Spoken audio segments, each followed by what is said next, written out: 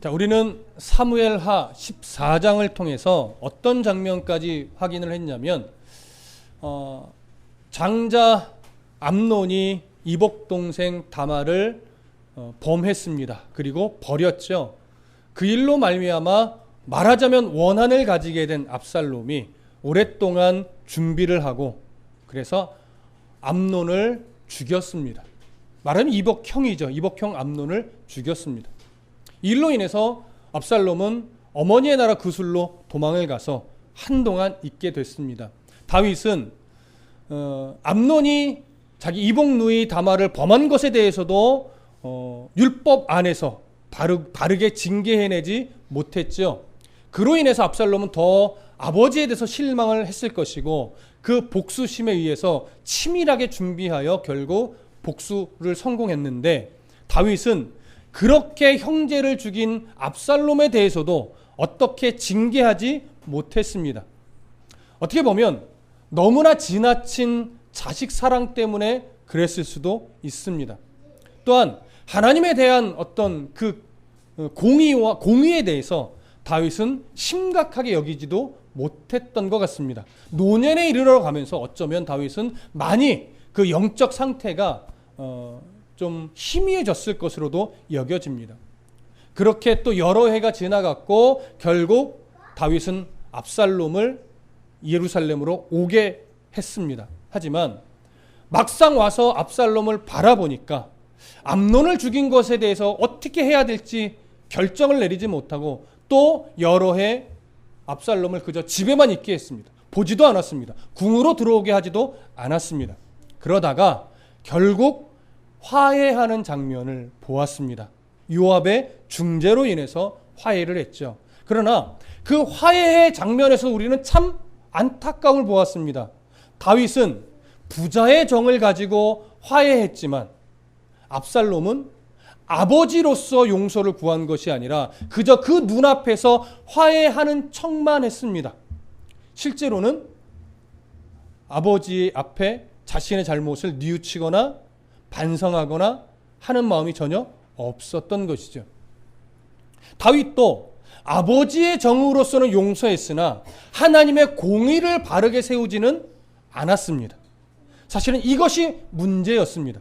하나님의 공의가 세워지지 않은 사랑은 어떻게 보면 거기서 좋은 열매가 나올 수가 없는 거예요. 압살롬은 자기에게 무슨 잘못이 있는지 사실은 깨닫지 못했던 것으로 여겨집니다. 그래서 아버지의 눈앞에서는 화해를 했는데 그 이후의 시간에는 아버지에 대한 반역을 준비하고 있었죠. 이것이 참 안타까운 부분인 거예요. 하나님의 공의와 사랑이 바르게 세워져야 이런 문제가 안 생겼을 텐데 하나님의 공의를 중요하게 여기지 못하고 그저 자식에 대한 과한 사랑만 표현하다 보니까 거기에는 온전한 화해, 온전한 회복 이것이 자리 잡지 못했던 것입니다. 자, 오늘 본문으로 가보겠습니다. 15장 1절 함께 읽습니다. 시작. 그 후에 압살롬이 자기를 위하여 병거와 말들을 준비하고 호위병 50명을 그 앞에 세우니라. 자, 그 후에라고 하는 것은 당연히 다윗과 압살롬이 외형적으로는 화해의 모습을 취한 그 후를 말합니다. 얼마간의 기간인지 모르겠으나 그렇게 화해의 모습을 취하고 나서 압살롬은 자기를 위해서 무엇을 두었냐면 병거와 말들과 호위병 50명을 두었습니다. 여러분 민수기에도 나타나 있지만 하나님께서 이스라엘의 왕된 자에게 말과 병거를 어떻게 하라고 했습니까? 많이 두지 말라고 했어요. 그래서 다윗도 전쟁에서 승리했을 때 적군의 병거와 말들을 어떻게 했죠? 대부분 다 불태우고 말의 힘줄을 잘랐습니다. 왜 하나님이 그렇게 명령했었냐면 이스라엘의 왕은 전적으로 하나님의 은혜의 힘을 입어서 싸워야지 세상의 무기들을 의지해서는 안 된다라고 하는 거였어요. 그래서 이스라엘의 왕은요 말을 많이 두지 않았습니다. 병거를 많이 두지 않았습니다. 최소한 아주 필요한 곳에만 쓰도록 아주 적은 숫자만 두었지 자기를 위해서 두게 하지 않았어요. 다윗도 지금까지 그래왔습니다. 그래서 성경을 보면요, 다른 왕들에게 기록에서는 자기를 위하여 말을 두었다거나 말을 탔다거나 이런 기록이 없어요. 여러분 다윗의 기록 다 찾아보십시오. 다윗이 말을 탔다고 하는 기록이 있는가? 없습니다. 의도가 있는 거예요. 그런데 지금 15장 1절은 무엇이라고 말하냐면 압살롬이 누구를 위하여? 자기를 위하여 병거를 두고 말을 두고 호위병 몇 명이에요? 50명이에요. 잘 생각해 보십시오. 왕자가 자기를 위해서 호위병을 50명이나 둘 수 있었을까요? 본래?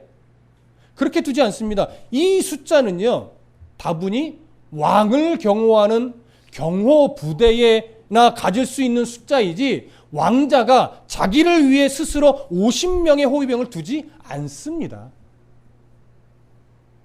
그런데 압살롬은 다윗과 화해하는 모습을 취한 이후에 조금씩 병거와 말을 두었고 자기를 위해서 호위병을 두었는데 이것은요, 잘 들으세요, 사조직입니다.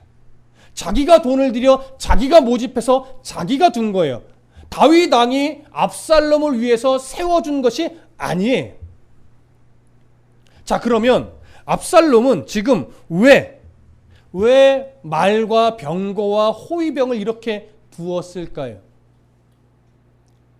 이것은 앞으로를 위해서 조직을 세운 거죠. 앞으로 무엇을 위해서 두었을까요? 반역을 위해서. 그리고 실제로 반역이 실행됐을 때 자기의 기초 군사로 활용하기 위해서. 그리고 또 하나 있습니다.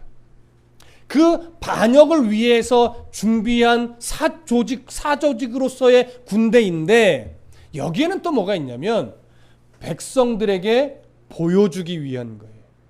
백성들이 그렇지 않아도 압살롬의 외모를 보면서 늘 뭘 생각하죠? 야, 이 나라에서 최고로 준수하다. 정말 앞으로 왕이 된다면 저 사람밖에 없을 거야. 이 정도로 그의 외적인 모습은 탁월했고 준수했습니다. 거기다가 그 백성들의 눈에 호위병 50명까지 말과 병거를 두고 막 거느리고 있다면 백성들은 은연중에 압살롬을 바라보며 뭐라고 생각할까요? 언젠가는 왕이 될 거야. 야, 왕 되기에 부족함이 없는데? 이렇게 여기게 만드는 거죠. 그러니까 지금 압살롬은 스스로 자신을 무엇으로 자꾸 포장해 가고 있어요? 왕으로 포장해 가고 있는 거예요. 이게 압살롬이 얼마나 주도 면밀한지 우리는 앞으로 계속해서 보게 될 겁니다. 자, 그렇게 자신을 포장해서 만들어 가고 있어요. 그러니까 이걸 요즘 말로 하면 이미지 메이킹을 하고 있는 거예요. 멀리 바라보고. 자, 그러고 나서 이제 2절을 보세요. 2절 함께 읽습니다. 시작. 압살롬이 일찍이 일어나 성문 길 곁에 서서 어떤 사람이든지 송사가 있어 왕에게 재판을 청하러 올 때에 그 사람을 불러 이르되 너는 어느 성읍 사람이냐 하니 그 사람의 대답이 종은 이스라엘 아무 지파에 속하였나이다 하면, 자, 저를 보세요. 압살롬이 군사만 이렇게 모집해 놓은 것이 아니라 또 무슨 일을 함께 했냐면 늘 아침 일찍 일어나서 성문 길 곁에 가서 늘 서서 왕에게 재판을 받으러 오는 사람을 먼저 만나는 거예요. 자, 보편적으로 성읍들로 가면 성읍에 성문 입구가 있어요. 예루살렘 성뿐만이 아니라 지역마다 성읍의 문이 있으면 그 문 앞에는 항상 누가 있습니까? 장로들이나 그 성읍의 백성들의 사사로운, 그러니까 일상적인 문제들을 재판해주는 재판관이 있어요. 그러니까 성문 곁은 사람이 제일 많이 지나다니는 곳이며 그곳에서는 항상 재판이 이루어지기 때문에 성문 옆에 앉아 있다라고 하는 것은 나름 그곳에서 권세를 가지고 있는 사람이에요. 장로의 위치이며 재판관의 위치에 있는 사람만 앉아 있을 수 있어요. 그런데 오늘 2절에 있는 성문 길곁이라고 하는 것은 일반적인 성문을 말하는 것이 아니라 왕궁의 문을 말하는 겁니다. 그러니까 여기서는 일반적인 재판이 일어날까요? 왕에게 재판을 받는 중요한 일들만 있을까요? 그렇습니다. 여기는 일반적인 재판을 말하는 것이 아니고 왕만이 해결해 줄 수 있는 문제를 가지고 전국 각지에서 사람들이 오는 거예요. 그러면 처음부터 왕이 대면하지는 않아요. 왕이 왕에게 송사가 될 만한 일인가를 판별하는 사람을 세워두고 그 사람과 먼저 만난 이후에 이거는 왕에게 가져가야 될 문제다 하면 왕에게 보내서 왕에게 재판을 받는 것이죠. 그러니까 뭐 누가 싸웠네 고소했네 이런 차원의 문제가 아니라 기본적으로 세금에 관한 문제라든가 또 어떤 군 복무에 관한 문제라든가 정말 왕 아니고서는 해결해 줄 수 없는 문제, 이런 문제들을 가지고 오는 거예요.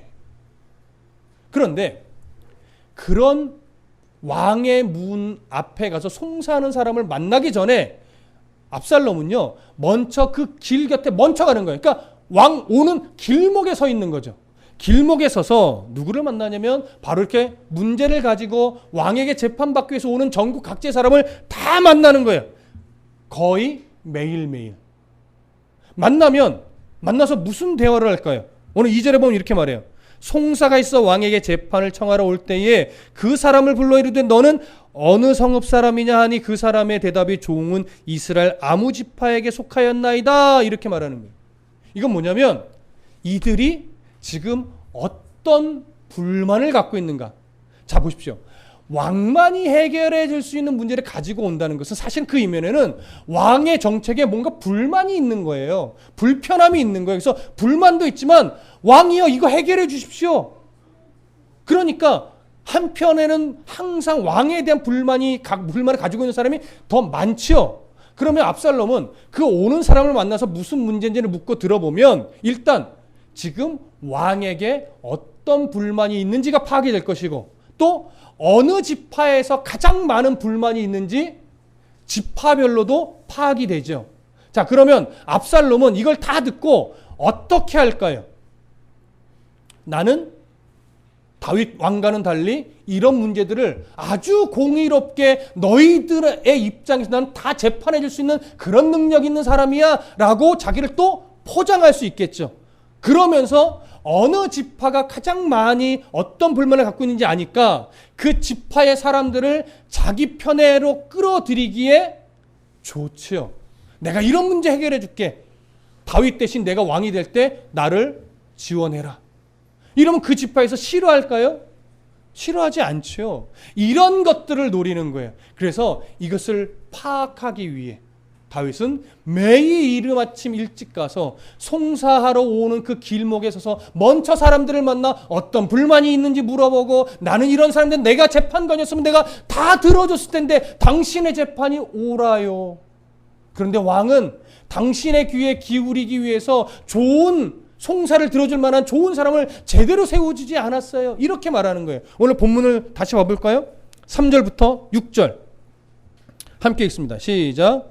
압살롬이 그에게 이르기를 보라 네 일이 옳고 바르다마는 네 송사를 들을 사람을 왕께서 세우지 아니하셨다 하고 또 압살롬이 이르기를 내가 이 땅에서 재판관이 되고 누구든지 송사나 재판할 일이 있어 내게로 오는 자에게 내가 정의를 베풀기를 원하노라 하고 사람이 가까이 와서 그에게 절하려 하면 압살롬이 손을 펴서 그 사람을 붙들고 그에게 입을 맞추니 이스라엘 무리 중에 왕께 재판을 청하러 오는 자들마다 압살롬의 행함이 이와 같아서 이스라엘 사람의 마음을 압살롬이 훔치니라. 자, 이 장면이 지금 여실하게 드러나는 거예요.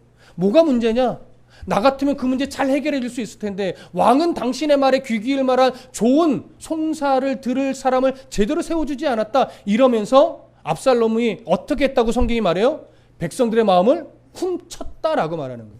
이건요, 압살롬이 재판을 했다는 얘기가 아니에요. 지금 압살롬은 재판할 권한이 있을까요? 없을까요? 없어요. 그런데 어떤 틈을 노린 거냐면 여러분, 현재 다윗이 백성들이 재판을 받으러 올 때 그들의 말에 귀를 잘 기울여 줬을까요? 학자들은 대부분 아니라고 봅니다. 어느 시점부터 이것이 조금씩 어그러졌다라고 보냐면 암논의 사건을 거치면서 백성이 또 다윗이 노년이에요. 그러다 보니까 점차 이 백성들의 어떤 어려움을 듣고 바르게 해결해 주는데 좀 소홀했고 그 신하들도 그 일의 중요성을 제대로 깨닫지 못하고 이것이 안 된 건 아니지만 제대로 원활하게 이루어지지는 않았을 것이다. 이렇게 봅니다. 근데 거의 동의할 만한 내용이에요. 동의할 수가 있어요. 다윗이 암논의 문제를 처리하지 못한 것, 압살롬의 문제를 제대로 처리하지 못한 것, 이런 일련의 과정들, 또 밧세바를 범한 이런 과정들을 보면 그가 하나님 앞에서 다듬어지고는 있지만 지금 백성들과의 관계에서는 뭔가 많이 놓치고 있었음을 우리는 어느 정도 생각할 수 있는 것이죠. 자, 그래서 그러한 상황들을 압살롬은 발견을 하고 노린 거예요. 이 상황을 노리면 내가 백성들의 마음을 훔칠 수 있겠구나 해서 재판은 할 수 없지만 이런 문제 다윗이 진짜 놓치고 있어 참 안타까워. 내가 왕이 된다면 이런 문제를 제대로 해결해 줄 수 있을 텐데라고 하면서 백성들에게 앞으로 자기가 왕이 된다면 나를 지지해 달라라고 하는 분위기를 계속 뭐하고 있는 거예요? 조장하고 있는 거예요. 그러니까 다윗에 대해서 어떤 분위기를 만들어요? 다윗은 현재 정치를 제대로 못하고 백성들에게 관심이 없고 이런 왕이야 라고 하는 분위기를 더 부각시키고 있는 거죠. 그래서 여기 보세요. 5절 보면 사람이 가까이 와서 그에게 절하려 하면 왕자인 걸 알고 절하려 해요. 그럼 압살롬은 절하려 할 때 오히려 더 다가가서 그를 붙잡고 입을 맞춰줘요. 얼마나 겸손한 왕자입니까? 무슨 말인지 이해되세요? 자, 압살롬이 정말 백성들을 사랑해서 이렇게 했을까요? 아니에요. 6절은요 이렇게 결론을 내려 아까도 말씀드렸지만 이스라엘 무리 중에 왕께 재판을 청하러 오는 자들마다 압살롬의 행함이 이와 같아서 이스라엘 사람의 마음을 압살롬이 어떻게 해요? 훔친 거예요. 백성들의 마음을 훔치려고 의도를 가지고 이렇게 접근했고 이렇게 말했고 입을 맞춰주고 그러면서 다윗 왕의 정치가 지금 완전히 나쁘다라고 분위기를 조장하면서 백성들의 마음을 자기에게로 다 끌어 모으고 있는 거예요. 근데 잘 보세요. 압살롬이 이러한 일을 얼마 동안 했을까요? 얼마 동안? 7절 보세요. 7절 함께 읽습니다. 시작. 4년 만에 압살롬이 왕께 아뢰되 내가 여호와께 서원한 것이 있사오니 청하건대 내가 헤브론에 가서 그 서원을 이루게 하소서. 몇 년 동안 했을 것 같아요? 거의 4년 동안 매일 아침마다 일찍 나가서 재판하러 오는 사람들을 만나서 그들의 문제를 들어주고 이해해주고 내가 재판을 하면 더 잘할 텐데 하면서 백성들의 마음을 훔치는데 어느 지파에서 어떤 불만이 많은지 어떤 지파가 제일 불만이 많은지 이런 것들을 다 파악하는데 4년을 이렇게 했단 말이에요. 여러분 이게 쉬운 일입니까? 압살롬이 암논을 죽일 때도 몇 년을 준비했어요? 거의 2년을 준비했어요. 반역을 위해서 몇 년을 준비해요? 4년을 준비해요. 얼마나 주도 면밀하고 용의주도한 인물인지 우리가 여기서 알 수 있습니다. 그렇게 4년 동안 준비하고 나서 드디어 압살롬은 마음에 결심을 합니다. 이제 반역을 실행하자. 드디어 때가 됐다라고 판단을 한 것이죠. 자, 어디를 보시냐면 7절부터 9절까지를 함께 다시 한번 읽겠습니다. 시작.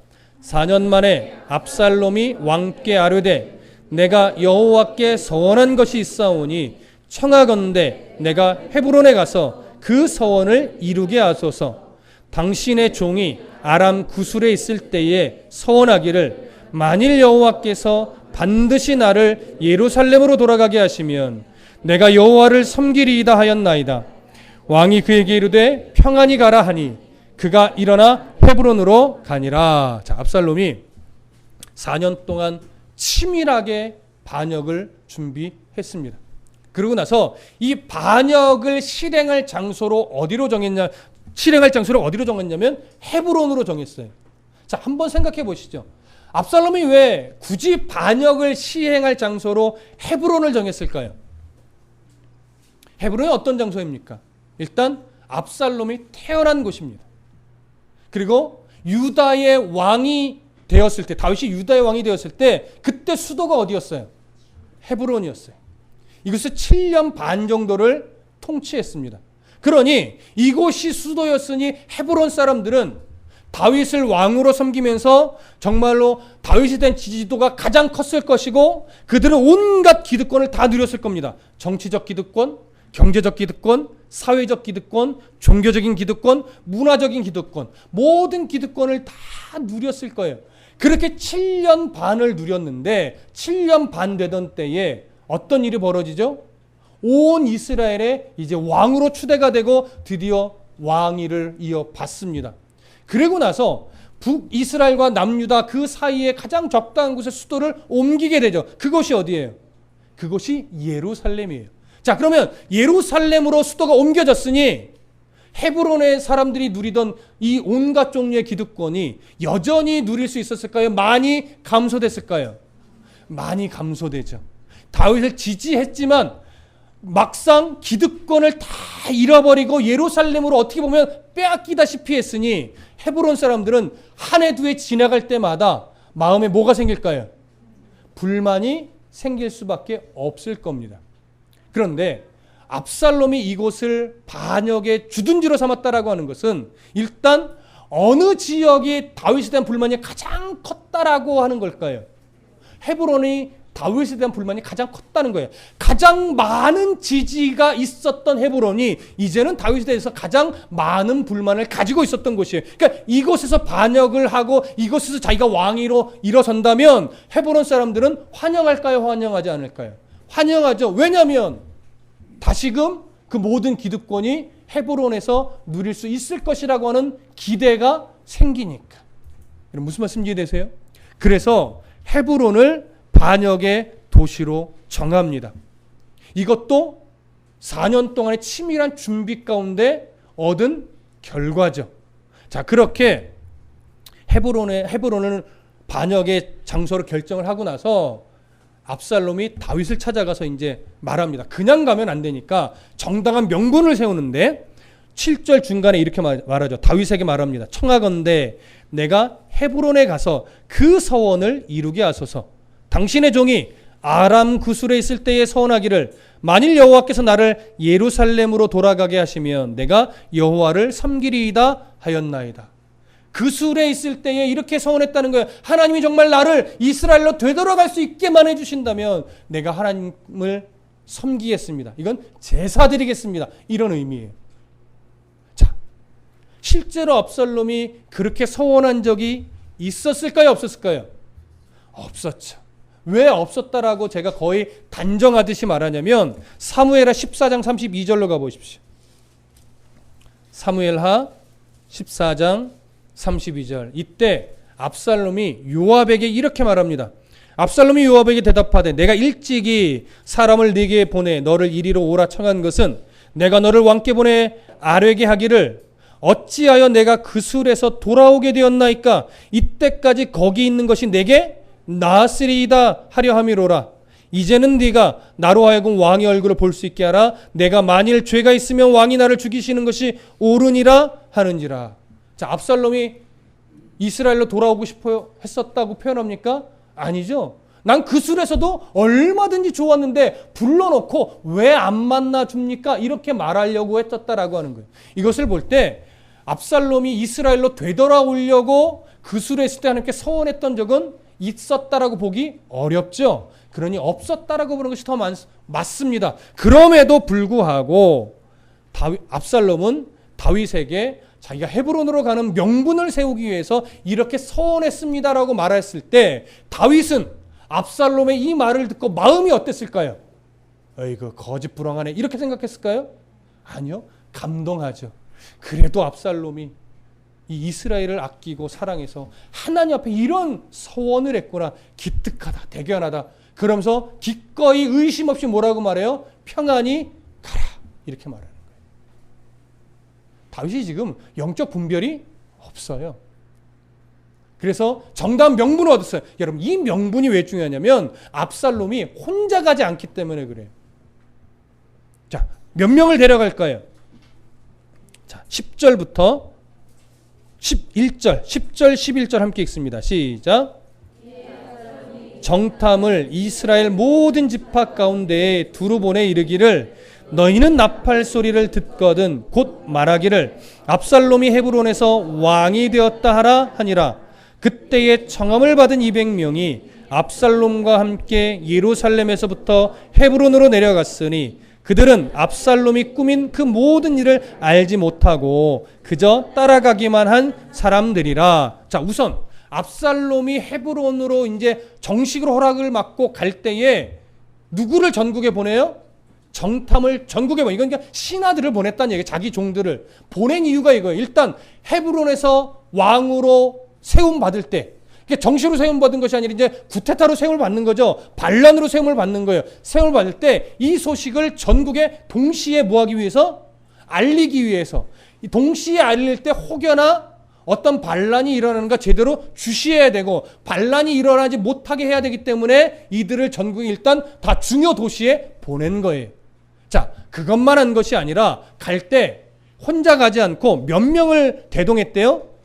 200명을 초청해서 같이 간 거예요. 내가 하나님께 제사 드리러 가니 나와 동행해 주십시오 하고 200명을 초청해서 같이 갔는데, 이 200명은 주로 어떤 사람들일까요? 그냥 귀족일까요? 그냥 돈 많은 사람일까요? 아니요.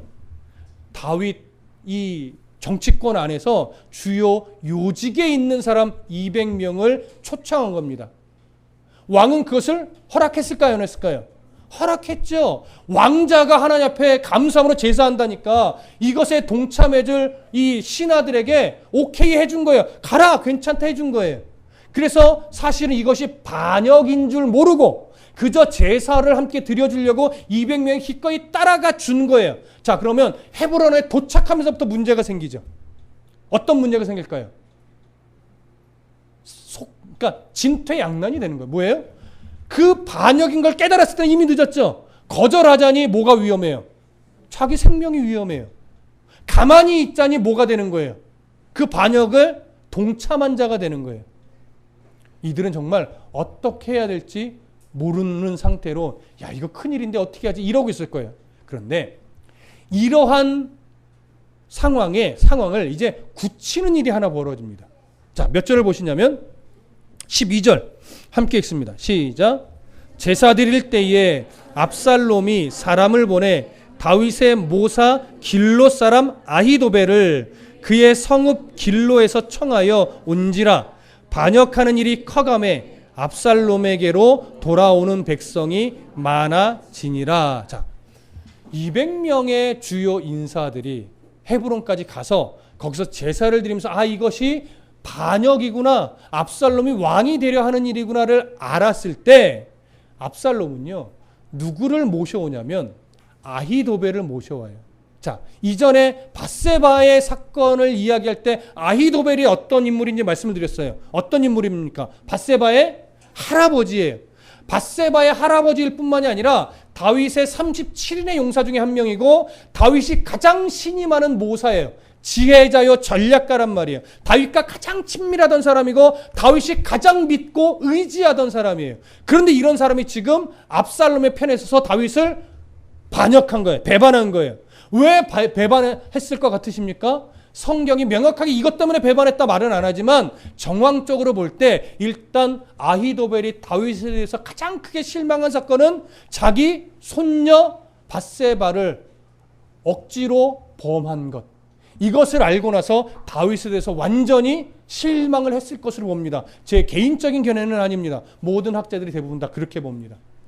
그런데 그때 이미 실망을 했는데 비록 왕비가 되기는 했어도 이미 실망한 마음이 가려지지는 않는단 말이에요. 근데 그 이후에 다윗의 행보를 보면 이 아히도벨은 계속해서 뭐 할 수밖에 없어요? 실망할 수밖에 없어요. 암논에 대해서 바르게 공의를 시행하지 않아요.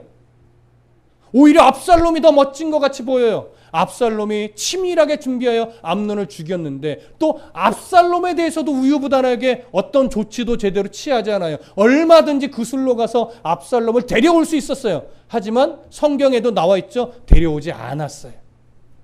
이런 일련의 과정들을 볼 때 아히도벨은 끊임없이 다윗에 대해서 계속 어떻게 해요? 실망해요. 그 실망하고 있음을 누가 딱 눈치챘을까요? 압살롬이 눈치를 채죠. 그래서 압살롬에게 내가 이러이러하게 반역을 준비하는데 동참하시겠습니까? 요청할 때 아히도벨은 동참하기로 마음의 결심을 한 것으로 우리는 유추할 수 있습니다. 충분히 개연성이 있습니다.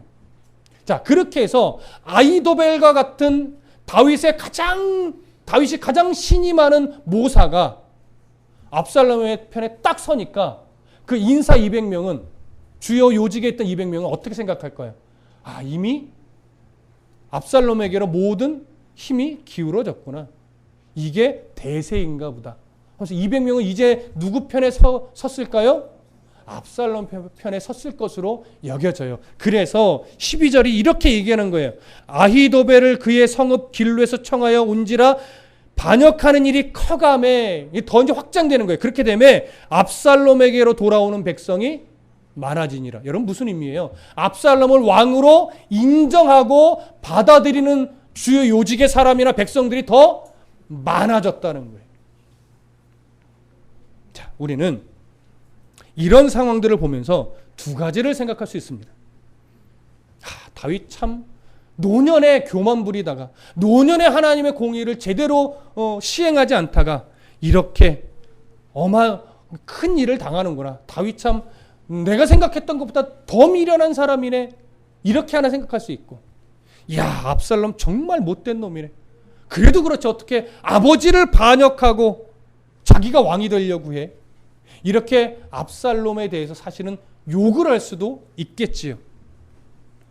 근데 잘 돌아보십시오.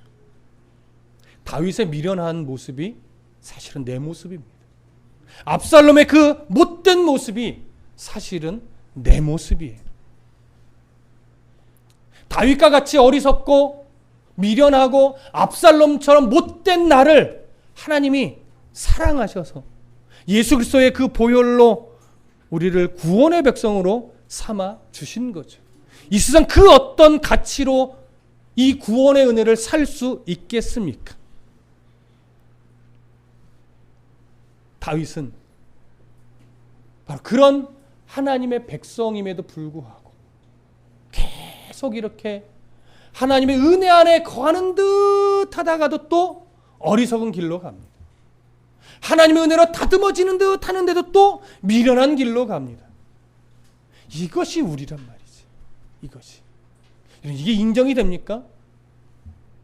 여러분처럼 참 착하고 올바르게만 살아오신 분들은 잘 이해가 안 될지도 모르겠으나, 자, 우리의 짧으면 짧고 길면 긴 인생들을 돌아보면, 야, 어찌 나 같은 사람을 하나님이 이렇게 사랑하시는가? 우리가 인정을 안 할래야 안 할 수가 없습니다. 여러분, 우리도 언제든지 다윗 같은 실수를 할 수 있는 사람이라는 걸 인정하시고, 우리도 언제든 압살롬처럼 참 못된 짓을 할 수 있는 사람이라는 걸 인정하시면서, 그러니까 더더욱 하나님의 사랑과 은혜가 없으면 안 되는 존재라는 사실을 여러분 우리 가슴에 꼭 새겨주십시오. 어디서 무엇을 하든지 정말로 하나님이 나와 함께 계시기에 내가 오늘을 살아갈 수 있는 거구나. 그러니 오늘을 살아가는 내가 도대체 어떻게 살아가야 할까? 하나님의 공의와 그 사랑이 내 삶에 균형감 있게 딱 서야 될 텐데, 내가 부모로서 한쪽에 치우쳐서도 안 되고, 또 어느 리더의 위치에서 또 한쪽에 치우쳐서도 안 될 것이고, 또 목회자의 위치에서 한쪽에 치우쳐서도 안 될 것이고, 자녀를 양육할 때, 성도를 목양할 때, 또 내 소그룹의 어떤 지체들을 섬길 때, 또 하나님의 자녀로서 내가 세상 속에서 성도의 삶을 살아갈 때 나는 하나님의 공의와 그 사랑을 어떻게 균형감을 지켜내며 살아갈 수 있을까? 끊임없이 이 고민을 하셔야 됩니다. 하나님의 공의를 내게 적용하기가 참 어려워요. 그렇죠? 내가 하는 일은 다 용납이 되고 내가 하는 일은 다 그럴듯한 이유가 있는데 남이 하는 일에 있어서는 우리는 잘 용납이 안 되죠. 내가 하면 뭐라고 하죠? 내가 하면 다 하여튼 뭐고, 남이 하면 다 뭔가 잘못되고 틀린 거, 뭐 이렇게 이게 사람의 성향이잖아요. 항상 성도는 하나님의 공의를 내게는 더 정확하게 제시해야 됩니다. 하나님의 공의는 내 자녀에게 더 정확하게 해야 됩니다. 하나님의 공의는 함께하는 우리 성도 안에서 정말 정확하게 해줘야 됩니다. 그러나 모든 공의는 기본적으로 뭐가 바탕이 돼야 돼요? 사랑이 바탕이 돼야 돼요. 이게 어려운 거예요. 하지만 해야 됩니다. 하나님의 그 깊은 사랑을 밑바탕에 분명하게 두고 그 사랑을 가지고 하나님의 공의를 바르게 세워가면 거기에는 하나님의 아름다운 열매가 세워지게 되어 있습니다. 사랑을 잃어버리고 공의만 세우려고 하니까 문제가 돼요. 공의는 놓치고 사랑만 하려니까 또 문제가 돼요. 그래서 이 사랑과 공의가 정말 균형감 있게 세워짐으로 말미암아 하나님 앞에 인정받을 수 있는 그러한 성도, 그러한 가정, 그러한 교회가 되기를, 또 그러한 공동체가 되기를 간절히 소망합니다. 기도하겠습니다.